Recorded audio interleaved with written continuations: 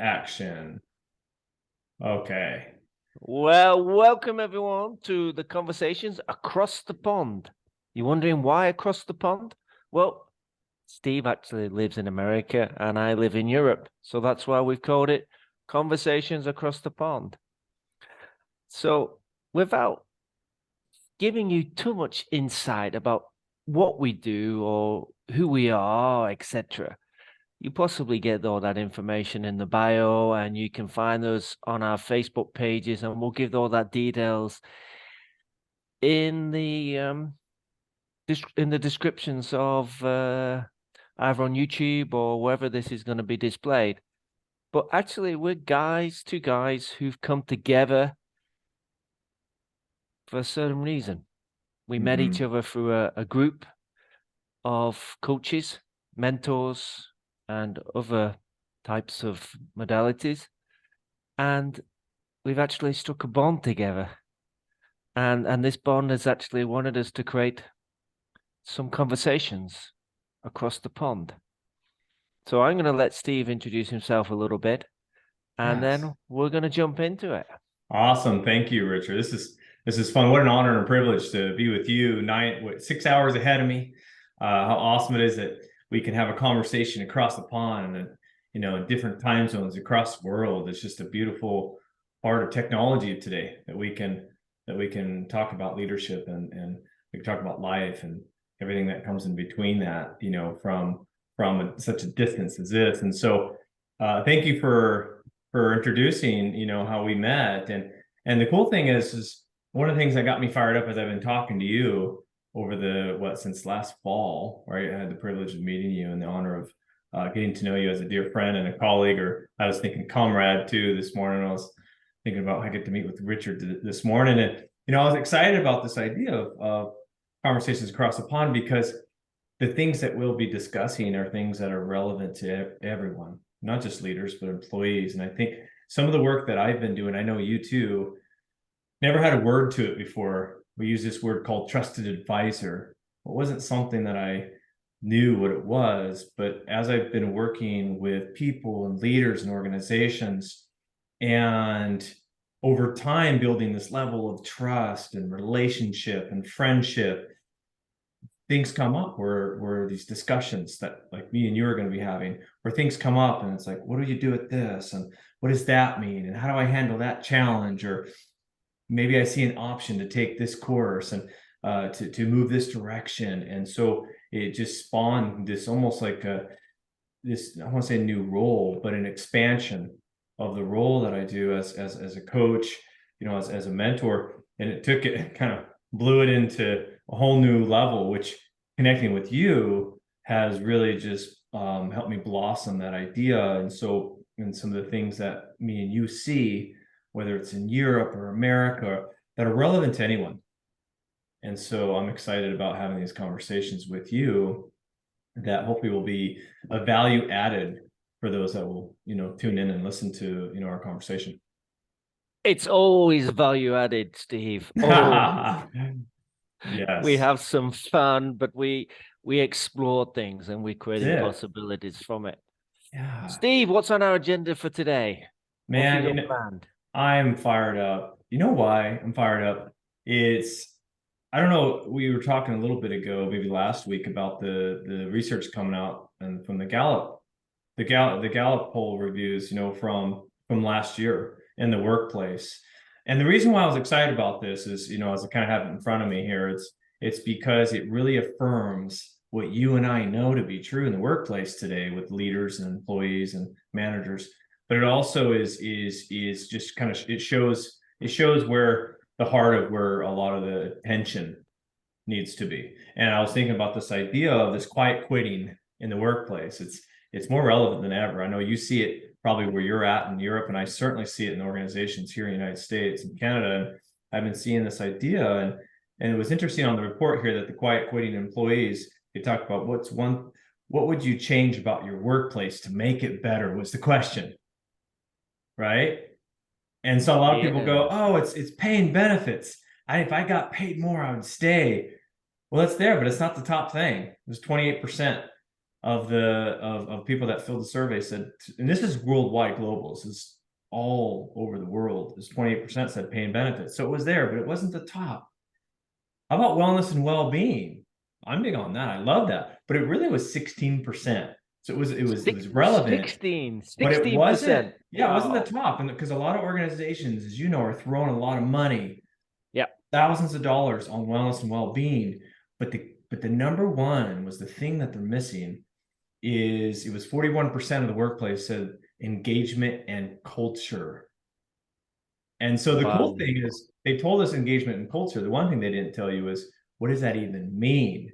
And Yeah. so with me and you this morning, I wanted to draw out what the heck does this word engagement mean? What does culture mean? What is it that you and I are seeing that adds more flavor, more practicality to this? Because when they share this, this cool thing about sharing a poll review is the fact that you get clarity on at least what it is, but you don't know how that takes shape, what leaders can do about this, because engagement you can go in any direction. Somebody goes, what's engagement mean to me? Or what does culture mean? You have a lot of millions of dollars thrown at the DEI work of today with diversity, equity, inclusion. And because they're trying to throw things at it without really understanding, I think, what this idea of engagement and culture is that people are wanting. So we'll kind of pitch that question as we work at that today, Richard. But we'll start with the word engagement first. When you hear the word engagement in the context of really anywhere, it could be, in this case, we could say the workplace, but really relationships Mm-hmm.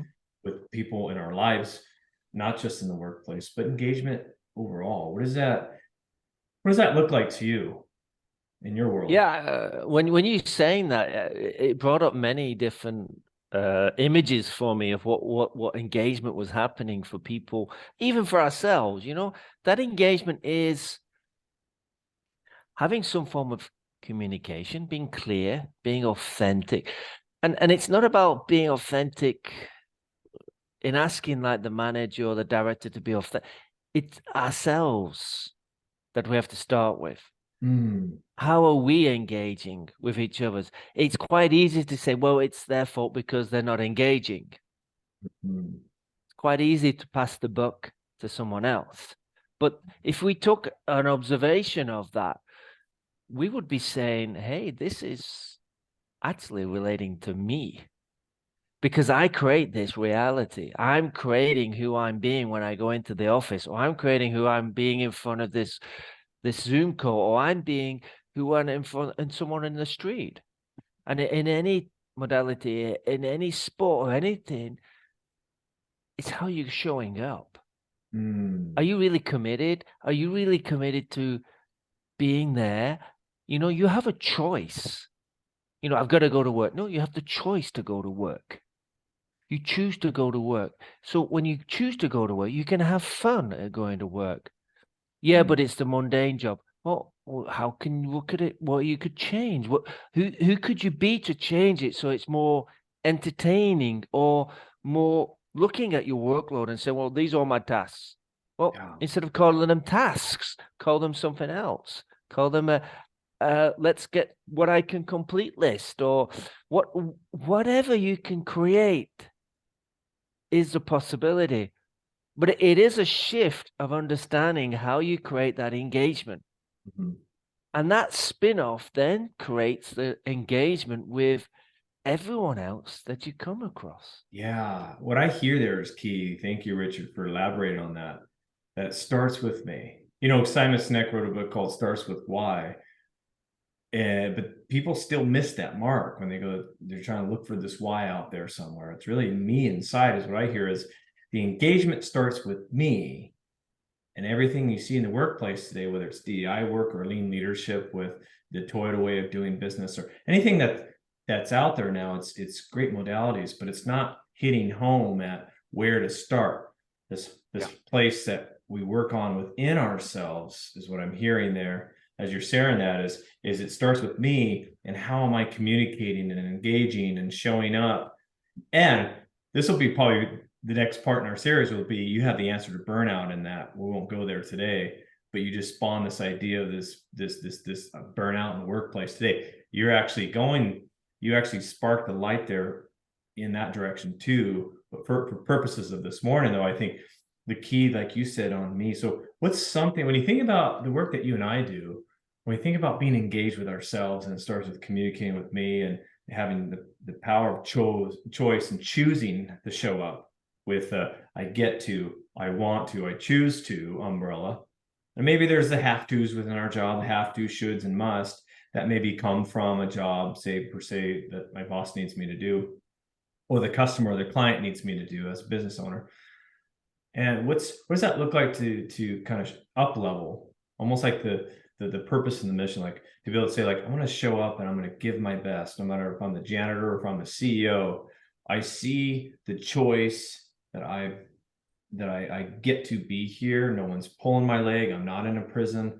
How do we shift to that level within ourselves to engage at that before we even step into the workplace, where we're showing Yeah, up with the higher why of what we're doing, what we're about? it's like a game or a challenge. Challenge the beliefs. A Mhm. game changer of beliefs. We're always, oh, this is my belief, this is how it should be, and this is how it should be, and this is how it should stay like this all the time. But actually, if you actually understood that belief was something that experienced in the past, hey, what about right now? Like us now, we're exploring this video conversation, we're Mhm. exploring the conversations across the pond. It was a shift in the belief that anything is possible. Mhm. And what is the content going to be? Well, we explore the content. We've got an agenda, and we're going to have a conversation about it. Mhm. That belief of taking away what could have been and where it is going to go, etc. But actually having fun. And that's what we do in our conversations. We do all the time, Steve, every couple of weeks. We're having these conversations, but we create something from them. So And the belief, I go hear ahead. something in there too, as you said that. It's almost like a level of curiosity and imagination and interest. There's a almost like you said, the observer. I was listening to a podcast this morning on being an observant, and you just mentioned those things as you're talking. You got me thinking about being an observant of possibility around us, instead of just our limited view of walking in, doing my work. Okay, this is XYZ I have to do today. You're opening it up to a whole new arena of possibility, the way you're talking. Like you're talking about noticing not just our why we show up, but everything around that, all the little Well, details. the little details, like the how the person walks across the street with you or walks alongside you. Notice how the people are sitting on the metro or the tube or whatever. Notice how people are sitting in their car, just observing what they're doing. You know, Noticing a person on a bus or anything and just smiling at them. What does it give you to just smile at someone? Could be an elderly Mm-hmm. person, young person, just smiling and acknowledge that they're a human Mm-hmm. being in front of you and you're appreciating for who they're being, for who they are. I had that this morning. I had Mm-hmm. that. Just saw someone in the car opposite me and I just smiled and they smiled back. Yeah. You think You about never know. that. You got me thinking about, I don't know why I went there, but I think about my youthful self, right? The 5-year-old Steve, and sitting in front of the television watching Mr. Rogers' Neighborhood in the 70s and early 80s. I don't know if you see that in Europe. No, I'm afraid you're across the pond, so I don't see Ah, things. so give you an example though. If you ever get a chance to check out Mr. Rogers, and those that know him, if you don't know him, he's now of course passed on, but he was one of those guys that was just present in himself. When he did his TV show, he did it as if he slowed down time, because he was so curious, so interested, from the youngest kid to adults that came in. You talk about these issues that today, like diversity and issues in the workplace. It started from that, like you said, like he came in ready to be curious from the gate. So you could tell he did things within himself, kind of like this word that my coach uses called tuning my instrument, where it's like I'm preparing myself to be curious, that smiling is natural. I don't have to fake it and go, oh, let's just smile because I know I'm supposed to. but it's a natural response to my heart. I love that saying, like out of the mouth, the heart speaks, right? It's that part where it's, what do I need to do to nurture myself? So I wake up smiling. So I wake up going, I look forward to this. I look forward to people that might even think differently to me in the workplace, people that maybe otherwise I couldn't stand because I was judging and assuming who they are or how they're showing up. And I shift that to go, maybe I don't know enough about them because I don't know enough about myself first. And when you were saying all that, what popped up me was as our next part, which is about culture, because that really kind of connects together. Because you can go and visit, like, let's say, a big university, and they show you all the faculties and they show you all this information. But what's the culture? What is the culture? How do the students and the professors interact? How do they communicate? How they work together? Do they show up being curious of going to university and studying and betting themselves is an example, not for the university.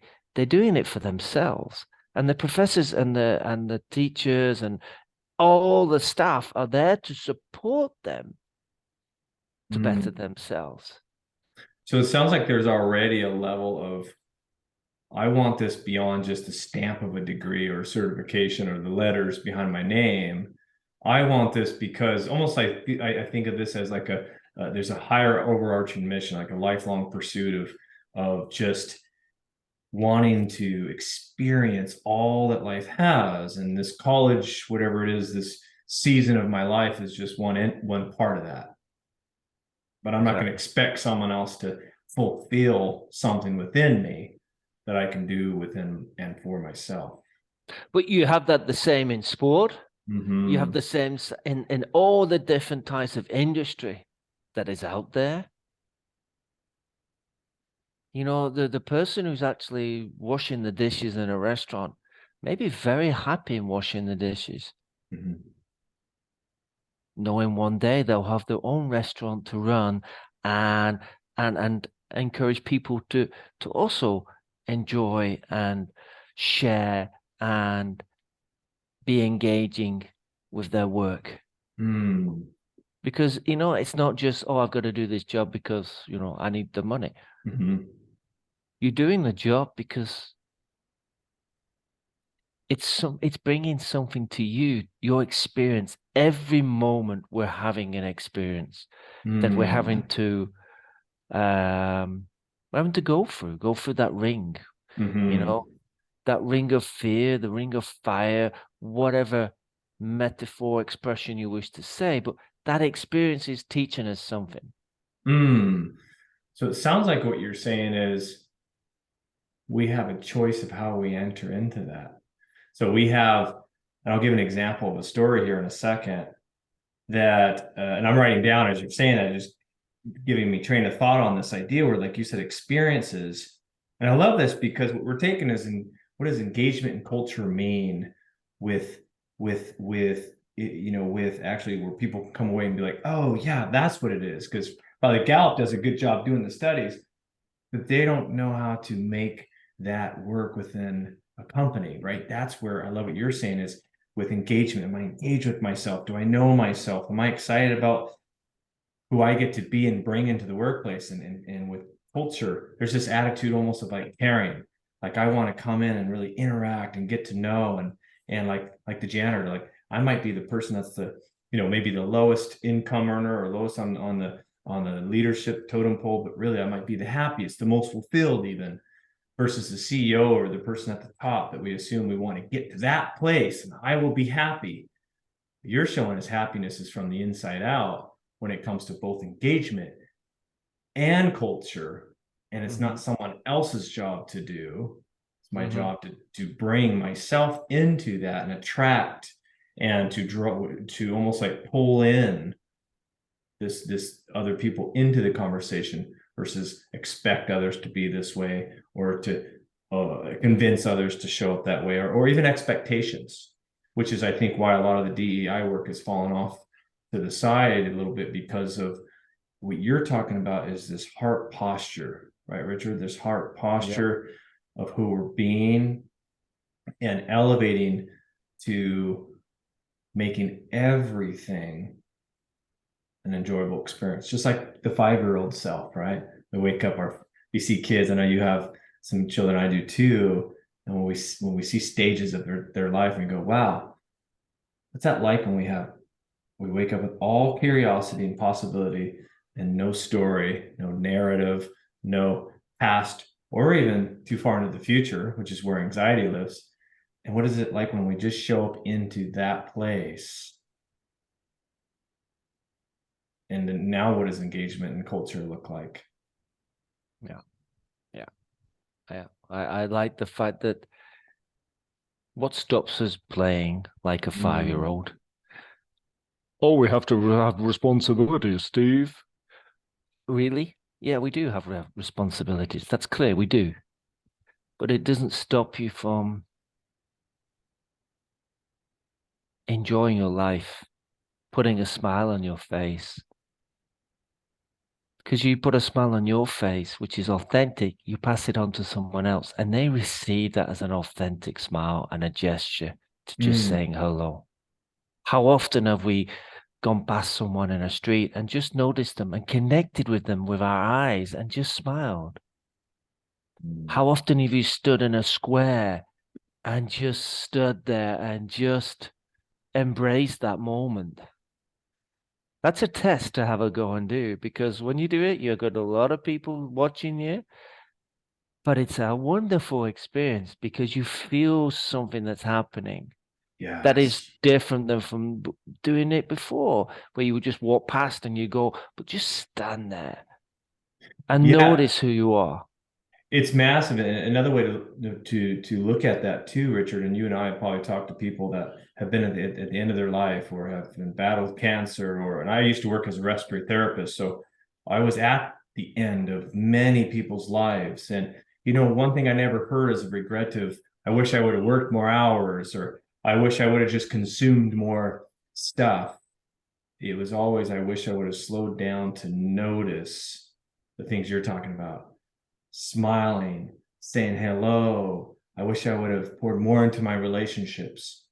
I wish I would have done these things that, kind of the woulda, shoulda, coulda comes from that end of life. And you see it and you go, wow, I don't have to wait to the end of my life. I can actually do that now.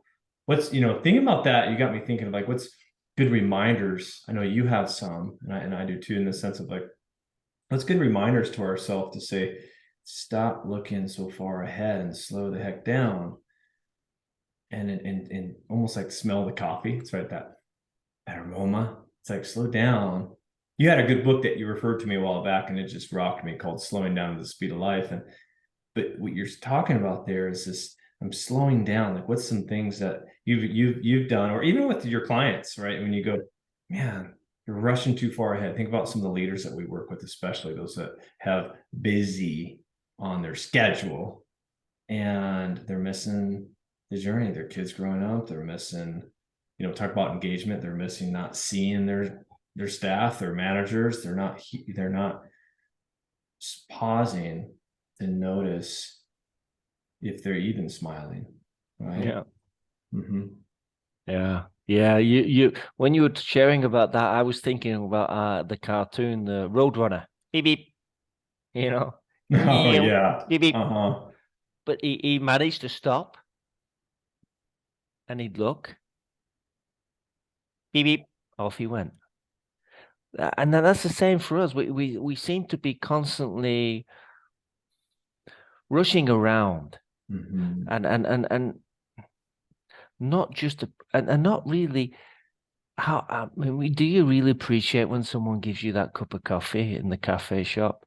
Do you notice the cakes that are on the stand and the preparation that was done, and being curious how they were made and things like that? Have you noticed how you and I Mm-hmm.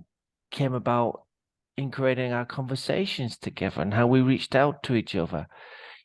There's these moments are making us who we are being. We're human beings, and at the end of the day, we're not robots. Mhm. So we gotta be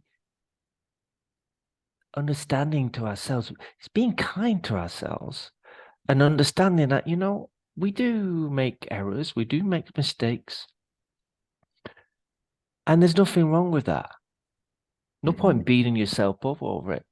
It's just noticing, observing it, and then at the same time, just saying, okay, as you said, Mhm. just slowing down, and that slowing down is going to be interpreted in so many different ways for so many people. It is, right? That's a key too. When you think about this, it's almost like an intentional. How about this as homework for people is when you're in the grocery store, go through the slowest lane, the one that's not the fastest, like going to the longest line. So you're intentionally bumping into a stranger. I was thinking about this at Starbucks last week. I was sitting there and I don't know how it is in your neck of the woods in Europe, but here in America, faster, faster, faster. In fact, people order it in on the app. They get out of their car and it's handed right to them in their hand without a single hello, good morning, how are you doing? All that is wiped out. So when we think about engagement and culture, we go, wow, it's faster. This is great. It's fast. I don't have to talk to anybody. Yet I sat there and I go, I don't know if that's actually helped them engaging and participating and being involved in discussion and having the brisk to smile and hand them their drink and that whole piece right there getting cut out, eliminated from without them consciously being aware of it. And I sat there and I watched while I was studying, and I go, I'm going to go to the front and pay for my drink intentionally in line. I'm going to slow down so I can smile and ask the barista how their morning is. I go, wow, that's a lost art. Certainly in America and I know Canada as well. And that idea where they seem faster gives me time back, but then I miss these pieces that were coming up in the Gallup poll. It's like engagement and culture. Well, I'm not showing up into that myself, and I expect my employer to be and do that for me. Yet I'm going to go to Starbucks or the grocery store or anywhere where I'm a consumer and I want it faster and I want it now, instant, and cutting out the engagement of me practicing engagement with the world around me. What do you think of that, Richard? Yeah, well, when you were talking about that, what came to me was the community. Mm-hmm. Because for me here in Europe, originally you had your corner shop. It was actually where you'd have a conversation with the local grocery person or the baker or the butcher. People, they were the community. They were talking and they were connecting, maybe gossip, whatever, if we wish to interpret that to be. But Mm-hmm. there was an engagement Mm-hmm. because there was a community. And there was a culture around them local villages and local shops that was helping the communities, was helping the businesses to grow. Because Mm-hmm. you know Joe Blogs, and Joe Blogs knew another Joe Blogs who could give you work or could give you an opportunity on something, or knew someone that could give you, be able to offer a service on something. So, yeah, I like the idea of AI, and I think technology is great. And the fast servicing, it's great, it's quick, it's simple, we're out and away. But as you said, we are missing something for our own experience. And I always use the metaphor with my clients is, you know, can you imagine your thoughts are like the passing the window of McDonald's? Mm-hmm. You open it up, whoop, thought pops in. Yeah, but that thought is there for a reason for you to experience something, and that experience is showing you something about you. Yeah, Mm. you can keep it closed and let them Mm-hmm. all pass by, but then you've got to open the window one day, take a thought in, and experience it. You Yeah, got you got to experience buying that milkshake. You got to experience buying the burger, for an example, if we do a fast food. But even restaurants do that now. You do a takeaway. It's it's fast food. huge. Yeah. When you think about it, Richard, it's like what if we're cutting time here, what are we rushing or saving time for? We got to spend more quality time with our kids or we got to go take more nature walks. Am I cutting down that time at the grocery store so that I can invest more?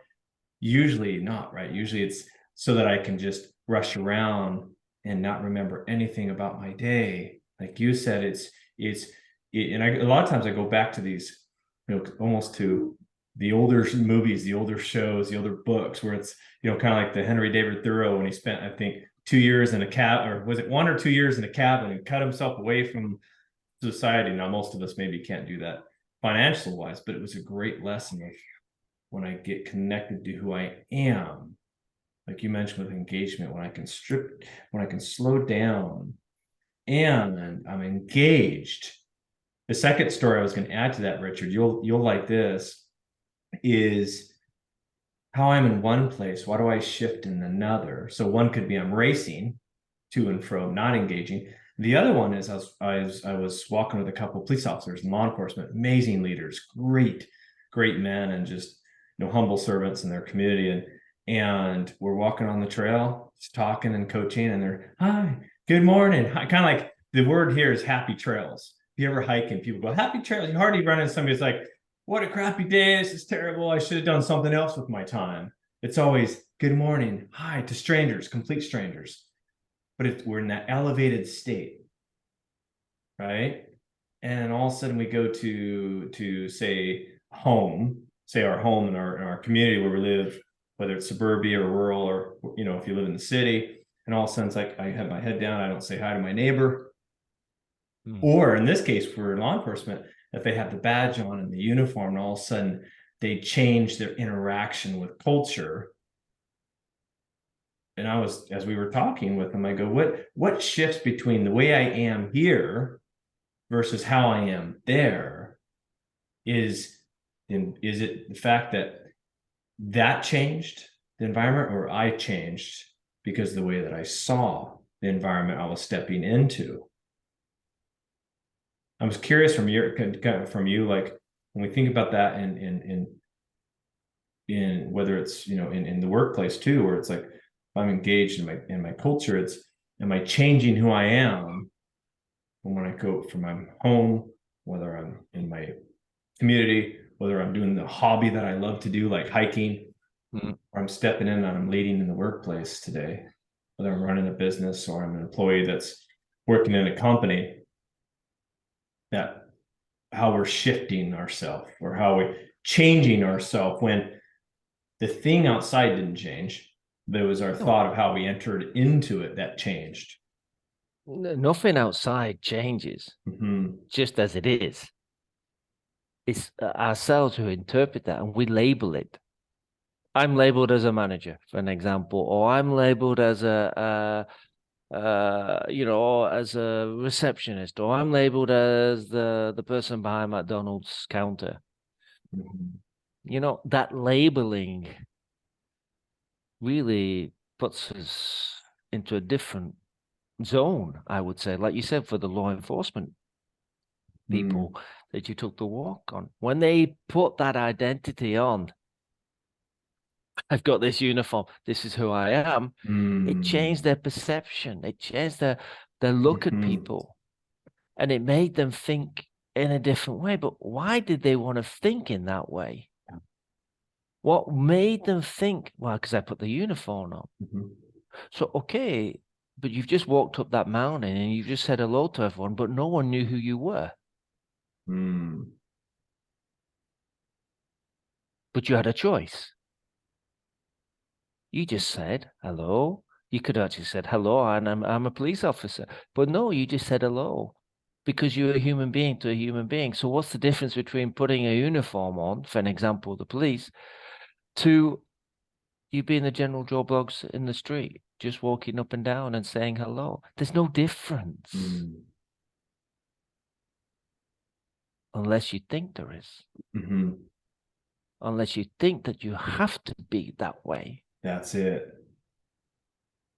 Because who's creating the have to? Is it coming from somewhere else, someone else, or is it within my own perception, right? My own thinking. It's kind of where judgments, right, come in a lot of times, and assumptions, where it has no valid grounding or footing to it. It's just a thought of I have to put on my tie, I have to look the part, I have to be this way or act that way. When in reality is like when we were hiking on the trail, that was the natural state of who we are in a relaxed state, elevated state, meaning we're coming from a place of love and service and just joy of being in the moment. Like you said, smiling naturally, seeing the flowers, saying hi to people when we don't normally maybe always do that in these other domains in our life. How can we be that in all areas of our life, right? And I know a lot of the work that you and I do spans into people coming to us because they want to figure out how to work through that in their lives and be that, and so as we're talking about today, it's really kind of that sprinkling in, like this idea of engagement and culture is us bringing ourselves into, whether it's work, relationships, the community, as we're talking about. And it's not something that someone else is going to come and fix or make my life better, or I'll be happy when I have the right boss, or I'd be happy if my neighbor smiled to me. It's yeah. Well, that's a beautiful conclusion of what you're saying there. You have that choice, and it starts with you and the way you show up and the way you think about things and the way you have beliefs about who you are and how the organization is and how the culture is. But them small steps, them small changes that you create do make a difference, although we may not see them because we have our blinkers on or because we're looking in that direction instead of this direction. Yeah. And that really, for me, concludes what we tried to share with you today is that, this engagement culture aspect, the survey is showing that, okay, it's there. There's figures showing it, but we already know it's there. It's been there for centuries. It's just showing us that society is changing. Things are getting faster. Things are getting more AI, etc. But we're still human beings. And having these conversations across the pond is part of that understanding and part of that experience and learning for us all to relearn again, to be learning something about ourselves. So I really thank Steve for this beautiful conversation because it allows us now to continue exploring other points, even raised up in here today. Absolutely. So, what an honor. Thank you, Richard, for just your generosity, your openness, your way of being. Like we're modeling, I think, that today in engagement and culture, and just by having a conversation. I think this is, as we wrap up, this is why Joe Rogan, you think about, for those that follow Joe Rogan on Spotify, and he's known around the world, you go, man, he's the number one podcast person because he just has a real conversation and people miss and forget that piece. And that's what we're having today, is a conversation, maybe wrapped around a theme or an idea, but given it life, just the way that people are craving today. And now we're giving those practical steps to say, hey, you don't have to listen to a podcast to create that. You can just go outside and smile and say hi to your neighbor, hi to someone in the workplace, and start the engagement. But first, starting with yourself first, and coming from that place of I get to create this. I have choice. There's value in that. My identity is created from that place of which I come from, not something else. And so thank you, Rich. I'm excited for our next time together, brother. And I hope you have a wonderful evening across the pond, as I'm just starting my day now with, getting our kids off to camp, and just excited for possibility, just like being with you, elevated my state, elevated my joy just by interacting with you and engaging with you today. Thank you, Richard. My blessings, and thanks, Steve, as well. Thanks to everyone listening, and we'll speak to you all again soon. Take care. Awesome. Bye-bye. Bye now.